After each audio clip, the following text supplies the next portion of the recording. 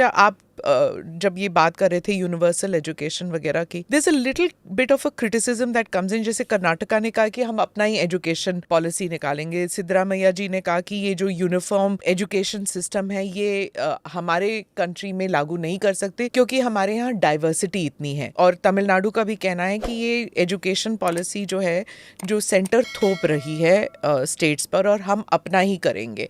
तमिलनाडु तो has even gone to court over this. आपने 2 राज्यों के नाम लिया, मैं दोनों की अनुभव कहता हूँ, और जो बात कह रहे हैं वो शायद एक राजनीतिक भाषा में वो कह रहे हैं, वास्तविकता ऐसे नीचे नहीं है। अब तक ये एक धारणा था कि हम रीजनल लैंग्वेज कहते थे। प्रधानमंत्री जी ने आके कहा हमारे देश में कोई रीजनल लैंग्वेज नहीं है, all are equal and all are national language, be it Tamil, be it Kannada, be it Odia, be it Bengali, be it Punjabi, be it Gujarati, be it Marathi, be it Hindi. उन्होंने काशी में तमिल संगमम आयोजन करवाया, तमिल कल्चरल लिंक तमिल और काशी की री इन्वेंट किया। भाषा की कभी हमने किसी को, हमारी सरकार की पॉलिसी है और एनईपी उसको ही कह रहा है ऑल लैंग्वेज आर इक्वल। उसी को अगर आगे हम एक स्टेप कहे, मोदी जी कहते हैं कन्नड़ भाषा उतना ही महत्वपूर्ण है और कन्नड़ भाषा में ही प्रारंभिक दिनों में पढ़ाया जाए। सिद्धारामैया जी उसी को आपत्ति कर रहे हैं। अगर मोदी जी कहते हैं कि भारतीय परंपरा में ही पढ़ाना चाहिए, उसी का नाम है एनईपी। तो कर्नाटक की जो स्टोरी है, मोरल्स है, वो कर्नाटक की होगी, ये एनईपी ने कहा है। क्या सिद्धारामैया जी किसी को खुश करने के लिए सिर्फ मोदी विद्वेष में उसी को अपोज कर रहे हैं? क्या अगर हम कहते हैं कि इंटरनेशनलाइजेशन करेंगे, बेंगलुरु है क्या? बेंगलुरु भारत की इंटरनेशनलाइजेशन की एक एक्सपेरिमेंट लैबोरेटरी है। भारत की आईटी कैपेसिटी बेंगलुरु में ही बनी है, बेंगलुरु से ही बनी है। क्या एनईपी उसको और एक्सपोनेंशियल ग्रोथ की बात कह रही है? क्या सिद्धारामैया जी बेंगलुरु को खत्म करना चाहते हैं? तो वो तो एक भ्रम में है।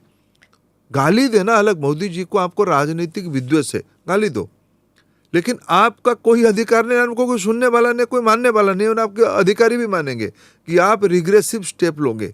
ये कहो कर्नाटक की बात है। अब मैं आता हूँ तमिलनाडु के बारे में बात। मैं एनईपी के साथ जुड़ा हुआ उनकी एक जो कोर्ट के बारे में आपने कहा, वो है मेडिकल कॉलेज एंट्रेंस के बारे में, जो नीट एग्जामिनेशन, उसमें कोर्ट में आया है।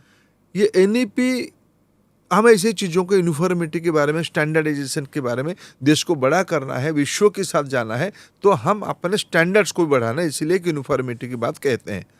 लोकल कॉन्टेक्चुअलाइज करना, लैंग्वेज की वेरिएशन रखना, ये सारे कहते हुए हमने नीट ने, सुप्रीम कोर्ट ने कहा कि भाई एक ऑल इंडिया पैटर्न की एंट्रेंस एग्जामिनेशन हो। एंट्रेंस एग्जामिनेशन की भाषा अलग अलग हो सकती है। तमिलनाडु की पॉलिटिकल लीडरशिप, विशेष करके डीएम के मित्रों की एक लंबे समय की अपेक्षा रहती थी और मांग रहती थी कि भाई हमारी राज्यों की बच्चों की कॉम्पिटेंसी लेवल सीबीएसई जैसा नहीं है। ये तो गलत बात है। इस बार नीट की जो एग्जामिनेशन आया है, टॉपर है तमिलनाडु की स्टेट बोर्ड की विद्यार्थी, नीट एग्जामिनेशन देके।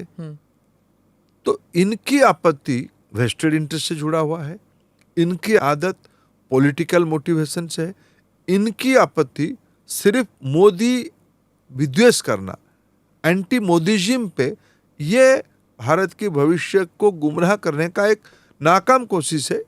ये कोई काम करने वाला है नहीं। समाज उसको स्वीकारने की स्थिति में नहीं है। समाज नई ऊंचाई की ओर जाने की तैयारी कर चुका है। Click here to watch the full episode.